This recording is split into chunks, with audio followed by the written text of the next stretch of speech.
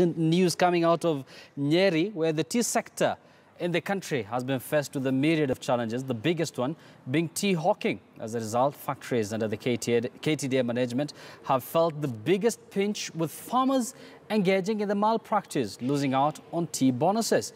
But why is it that despite well-outlined marketing structures in the tea sector, farmers have still opted on tea hawking? Raquel Mugai now joins us from Nyeri County, which has also been affected by the tea hawking business that has been spreading like bushfire within the Mount Kenya region. Raquel, good morning. Welcome to the program. People from Western Kenya always complain about sugarcane poaching, but I understand tea hawking is a major concern in Mount Kenya region, right? Thank you so much, Yusuf. We're here in Nyeri County at the Ministry of Agriculture Department just to get deeper into more issues affecting the tea sector in the country. Now, the tea sector gets to contribute at least 4% to the GDP, as well as more than 20% to the foreign exchange. And it is estimated that at least 4 million Kenyans directly or indirectly get to earn a living from this particular trade. So exactly this kind of importance has to be safeguarded by eliminating the tea hawking business. Now, the tea hawking in layman's terms is just whereby middlemen or farmers get to sell that particular grain leaf to middlemen who later sell on to other private factories. Now, this now removes the advantage of which farmers get to sell their produce through the Kenya Tea Development Agency. And yesterday there was a meeting in which stakeholders got to meet yesterday in Murang'a and got to discuss about how tea hawking has been a disadvantage. But we never got to delve deeper into what is making this particular farmers move into tea hawking. But right now I'm joined by Henry Kinyo, who's the CC for Agriculture and Livestock here in Nyeri County. And just to give us more exactly on that, thank you, Waziri, for joining us here on KTN. Apart from being the CC, you've also been an advocate in matters agriculture. So why is it that farmers are moving on to tea hawking? What is it that the KTDA is not doing right? Or what exactly is the biggest problem, given that we've looked at the disadvantages of tea hawking, but haven't really looked at what are the issues that push farmers to tea hawking? Thank you, Raquel. I must say tea is one of the scheduled crops, and being a scheduled crops, these are procedures of how that tea can be handled, from growing to trading and moving forward. So at this point, I think if you look at the whole value chain, there are opportunities to improve.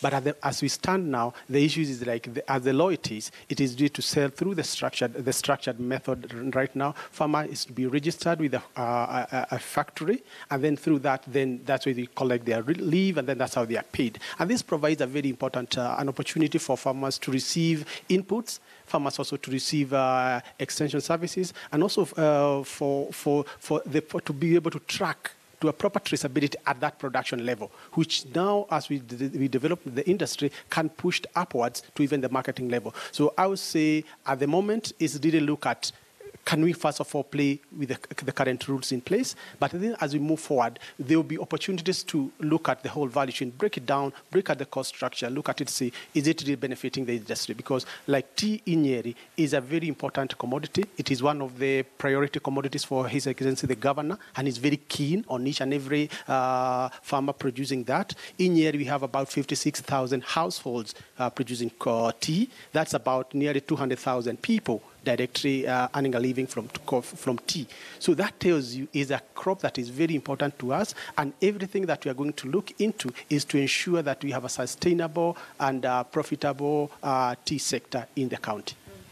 You have been a player in the agricultural industry. There is a difference in pricing that has arose. That is the biggest challenge, actually. You get that middlemen get to buy this particular product from the farmers at least 22 shillings, between 20 to 22 shillings. But through KTDA, farmers earn only 15 shillings. So what makes this particular difference? What is it that gets to regulate the kind of pricing that KTDA gets to buy tea from the farmers?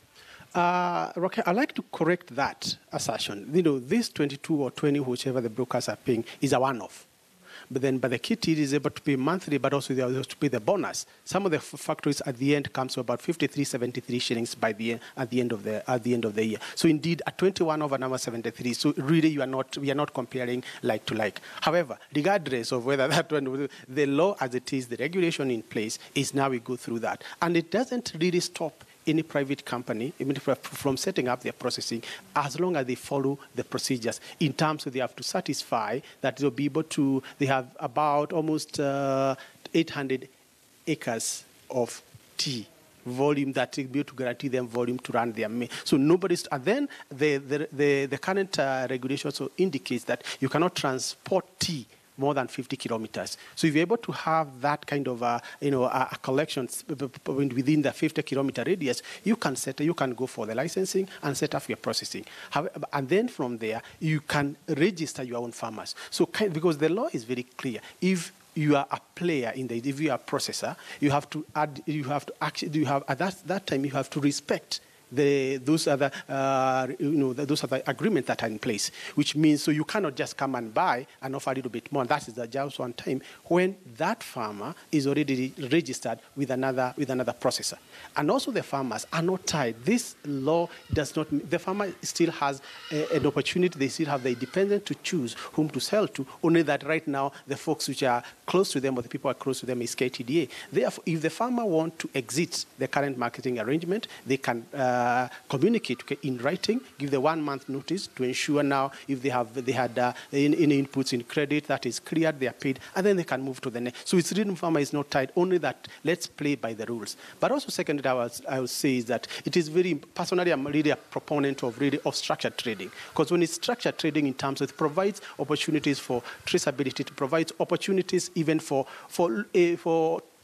identifying issues way before they happen, and then you have an opportunity to address them. So looking at the tea sector as it is at the moment, with the structured trading with KTDA, if there are people feels there's room for an alternative, let that alternative system be able to mirror this. And also, let's look at the current structured trading with KTD and see what are the issues. Can we address the issues? It's like I said yesterday, let's note that we have a rat in our own house. We don't burn the house. We try a way of dealing with the rats, dealing with whatever in the house, and then move on. So I think at the moment, and this is what we are urging our farmers in Nyeri County. And we have been going around. We will continue engaging farmers and other stakeholders, including KTDA, including other stakeholders, is saying this is our crop. Our objective is to ensure that the farmers are paid well, they are rewarded for their effort, but at the same time, we have a competitive and a sustainable tea industry that will be able to compete internationally. So what we are saying is at the moment is clearly, let's look at the existing system. If there are issues, indeed, there's no system without challenges. But can we now, breaking down, address those issues without jumping to an alternative system which is not tried, it's not tested, and even is already against the law? That's really our position. Yeah. And finally, if you could just mention, do you think that there's more that needs to be done to empower these farmers to actually understand that there is need to use, probably to go through the structured trading chain through KTDA, in which there is safety, you also get benefits, because it appears to be that most tea farmers do not get to understand that this is the way this particular system works, and therefore opt for tea hawking immediate cash. So is there more that needs to be done? And if there is, what exactly is Nyeri County and also you as the CEC doing to ensure that these farmers get to understand that? Absolutely. There's a lot that needs to be done in awareness, creating the awareness, but also listening to the farmers. Listening and identifying the issues. I remember like the last week where there was a case. Nyeri, we've not been hit badly with this case of hawking. We only one incident in Mathera where Ragati tea factory, some people were buying and they were arrested, and that matter is now in the matters of the police and the courts. That what now. And so what is we don't have that but we are addressing because it will be able to come. So what we are saying currently is that we have been engaging and continue engaging farmers in creating awareness. Number one, of the existing laws And the stakeholders are like, please do not break the laws. Even if you don't agree with them, there are other opportunities that will be availed, either through our own, when we are going through our Crops Act, our tea regulations, and also even the AFA Tea Directorate. They will be going out with the public participation on the tea regulations. There are those opportunities to AIU. But at the moment, let's play by the existing rules, so let's play by the law as it is, so that we don't. So I think there is room for sensitization, there's room for creating awareness, there's also room for engaging. Is most important, engaging the farmers, help them understand, and they even air out in front of it. And I've had a lot of conversation with the KTD looking, what are the challenges farmers are reporting? And some of they're already addressing them. But the more we engage, the more we find a solution. But as my position and the position of the County of Nyeri, let's not break what is already working for something that we can fix. And therefore, even as we move forward thinking and innovating, what are the other marketing are there other marketing options? If there are, let them be within the law, and we'll be all happy, and we hope we'll have a sustainable and competitive tea sector, not only in Nyeri County, but in Kenya as a country. Thank you so much, Waziri.